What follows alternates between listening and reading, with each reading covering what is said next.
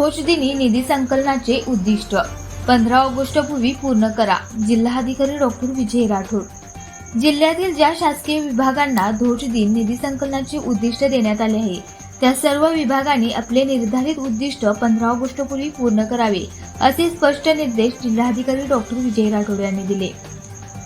प्रलंबित ध्वजदिन निधी आणि चालू वर्षातील ध्वजदिन निधी संकलनाचा आढावा घेण्यासाठी आज जिल्हाधिकारी कार्यालयात आयोजित बैठकीत ते बोलत होते.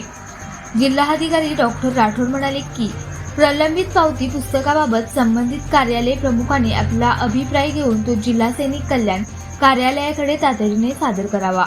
उर्वरित सर्व विभागांनी निधी संकलनाच्या कामात गांभीर्याने सहभाग नोंदवून निर्धारित उद्दिष्ट पूर्ण करण्यासाठी प्रयत्न करावेत. तसेच ध्वजदिन निधी संकलनात अपेक्षित योगदान न देणाऱ्या कार्यालयाची गंभीर दखल घेतली जाईल असा इशाराही त्यांनी यावेळी दिला.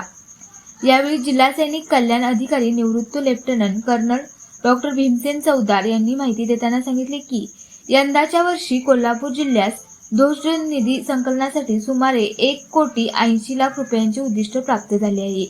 या बैठकीत जिल्हा परिषदेचे डेप्युटी सीईओ ओमप्रकाश यादव, समाज कल्याण विभागाचे सहाय्यक आयुक्त सचिन जाळे, जिल्हा विशेष शाखेचे पोलीस निरीक्षक विश्वास पाटील, सहाय्यक संचालक सुनीता नेर्लेकर, कौशल्य विकास विभागाचे सारंग कापूरकर, नायब तहसीलदार नितीन धापसे, सहाय्यक जिल्हा सैनिक कल्याण अधिकारी सुभाष डोंगरे यांच्यासह विविध विभागाचे अधिकारी उपस्थित होते.